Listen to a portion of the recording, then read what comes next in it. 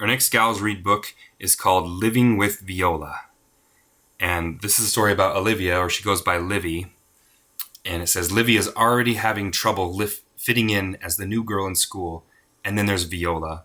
Viola is Livy's anxiety brought to life, a shadowy twin that only Livy can see or hear. Livy pushes back against Viola's judgment, but when things get complicated both at home and school, Viola becomes impossible to ignore. So we have this character, this imaginary friend, right, that is just the embodiment of this young gal's anxiety. So everything that she's thinking, feeling, this character in her mind is there to just ruin it.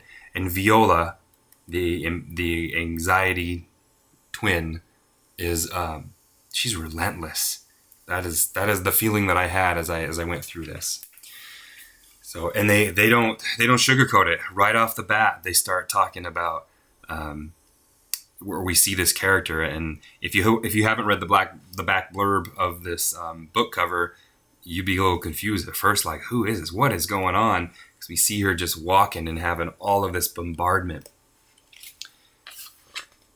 But she does deal with it in some healthy ways. She uses her imagination and the things that she loves. So here's Viola going on, and the story is about living with Viola. So it's about living with that anxiety. So she loves cooking with her mom, so she starts imagining these characters of little dumplings that are fighting and attacking Viola.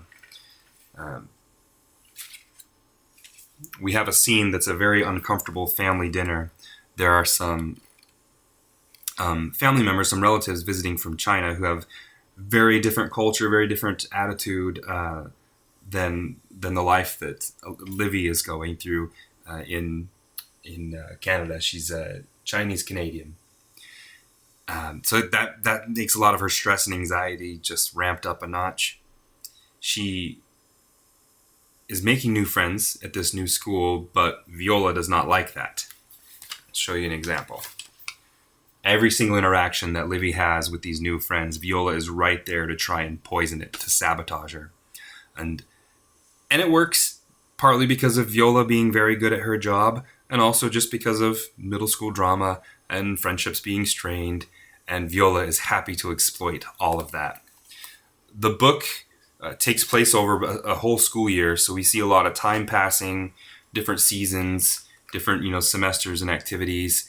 But as I said early on, Viola is relentless. So the number of pages that just show Olivia trapped in this like dark cloud of the negative voices that she's dealing with, there's a lot of them, and it's kind of heavy stuff for kids to see.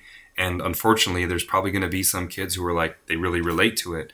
And so, but putting this on a page, kind of shining light on it, is going to be helpful for a lot of kids. That some kids might not really enjoy the book, and other kids are really going to feel seen. They'll feel heard. Like I said, time goes on. Viola is relentless. She actually has an opportunity at one point to kind of share her feelings and kind of release some of that, but you see Viola just ties her mouth. She can't even get out what she wants to say to her mom, who's really starting to show concern and interest in helping her. There's some really heartbreaking images of her just being alone in bed in this dark space, no one to comfort her. She does, as you would hope in a story like this, get help. She does speak to someone. Her parents are good about paying attention to her and realizing that something's going on and they need to deal with it, even though this is not really the typical way of the culture that they're from. They get her help. And the author doesn't sugarcoat it. It doesn't make it seem like, oh, you went and talked to a therapist and now everything's good. Viola is still there. The story is living with Viola. So we see her just dealing with it, about creating that space and living in that storm. And so for me, as someone who's dealt with plenty of anxiety in my life, but also having children who've struggled with that, I felt like it was a very realistic depiction of childhood anxiety, and it's approached in a touching way that can address such a heavy topic. So that is Living with Viola.